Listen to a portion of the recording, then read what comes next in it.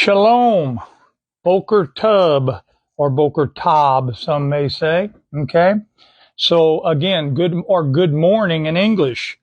Welcome to the Philadelphia Assemblies.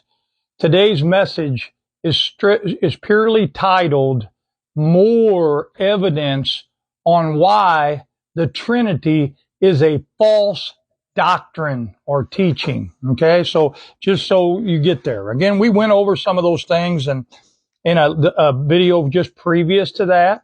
And we talked about 4 Greek words that were all translated God in the English Bible. And those words are theon, theos, theoi. Theo is the root of all those words. And also the Greek signifier. We're going to be using those in today's teaching. Okay.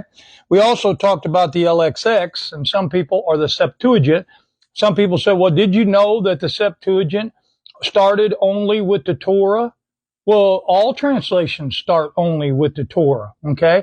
Upon which all the other books or writings in the scripture should be founded or based upon, okay? So yeah, that's true. They did the Septuagint and then the other books, the Torah or the Pentateuch, and then all the other books were added later, okay, as they translated them and compared them, made sure they lined up what was written in the first 4 books of Moses or Moshe, okay?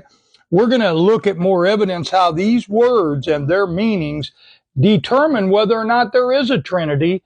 They determine a lot of things, whether our Messiah pre-existed as a spirit being, okay, himself personally, and just who the word of Elohim is, or the word of God, okay?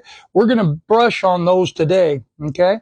I also had one other guy talked about that those are all the same word. And, that's why there's only one Strong's Concordance number, 2316.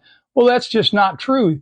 You never are going to take 4 separate words and translate them that way continually if that's just a predicate, because a predicate, the definition is part of a sentence or a clause containing a verb and stating something about the subject, okay? And these words are stating which subject it is and something about the subject, okay? Check it out. Don't believe me. Believe these writings. This is a very good word dictionary. It's called the Complete Word Study Dictionary, okay? And it's by Spiros Zodhiates, and I'm probably pronouncing that wrong. I'm not an expert on pronouncing names. THD, okay? It's just a much deeper understanding. And if you're going to be in the New Testament or Brit Hadashah, you want to use this Greek interlinear Bible or a Greek interlinear Bible. This is the Greens, so that you get the actual Greek words so you can check and cross-reference those and make sure that you're on point. Don't trust me. Trust those writings. Today's message, again, is more evidence on why the Trinity is false doctrine or teaching.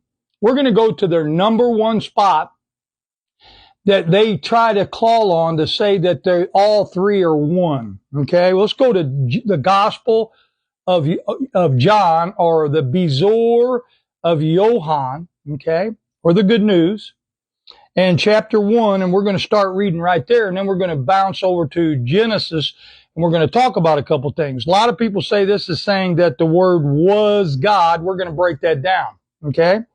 Number 1, it says, in the beginning was the Word, and the word is logos in the Greek. 3056 is a Strong's Concordance number. And I'm going to tell you right now that this word or spokesman for the Father is his ruach or spirit, his Holy Spirit that existed from the beginning. Okay? And the word or the logos was with, let me get this word out here. Okay?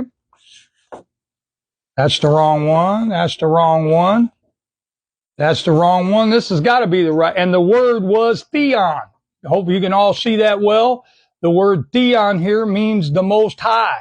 Okay. So let's read that again. In the beginning was the Word, and the Word was with the Most High, and the Word was also theos. Okay. No signifier here to show that it's talking about the theos, or yahuah, the tetragrammaton. This is just saying that he is an elohim, singular, okay, or that he is a God in English, okay?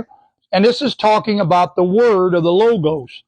Now, verse 2 says the same, talking about, again, the logos, was in the beginning with, again, theon, the Most High. So, and again, this word was in the beginning with theon.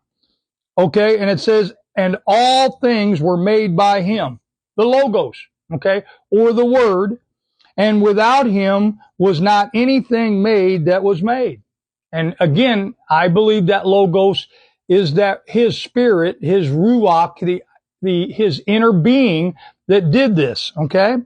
Now listen, in him, the logos, was life, and life was the light of men. That's what breathed, the ruach breathed that breath of life into Adam, and he became a living being, okay? And the light shineth in darkness, and the darkness did not understand it. Didn't understand the light. And because of Trinitarianism, the people don't understand the light today. Let's go back to Genesis 1. I'm going to hold my spot there. It's so important to get this, because if you are a Trinitarian, you're a Catholic. I'm sorry to say you and tell you, okay? Because it started in 325 AD with Constantine, and he invented the Trinity to make his God high, the Most High, okay? So let's read Genesis chapter 1, verse 1. It says, in the beginning was Elohim in the Greek, but it says the theos in the LXX, or yahuah. So it says, in the beginning, yahuah created the heavens and the earth, and he did that through his ruach, or his word. It says, and the earth was without form and void, and darkness was upon the face of the deep. I'm reading now the English King James. And the spirit, or the ruach of Elohim, moved upon the face of the waters. Now see, his ruach, or being, always existed, okay, as part of him. But at this point, he becomes an independent being that's still part of the Most High. That's why there's no Elohim beside Yahuwah, because it's him and his ruach. That's its plurality, okay? And it says, and Yahuwah said, let there be light. Now, let me tell you something. When he said, let there be light, he gave this its own form. It became like a type of his son, okay? And it says, and there was light. And Yahuwah saw the light, that it was good. And Yahuwah divided the light from the darkness. So even the Ruach's form was created, okay? And Yahuwah called the light day, and the darkness he called night. And the evening and the morning were the first day, or yam. And that's talking about a 24-hour period, okay? Now, he goes on to speak everything else into existence as well. Now, let's go back to John chapter 1, okay? And we'll pick it up in verse 6.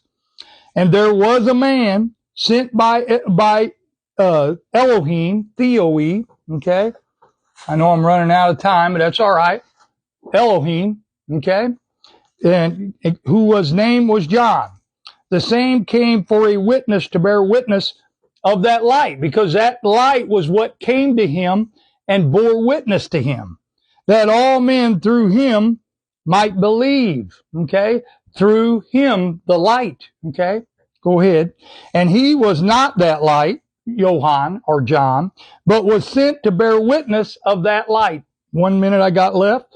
That was the true light, which lights every man, gives life to every man that comes into the world.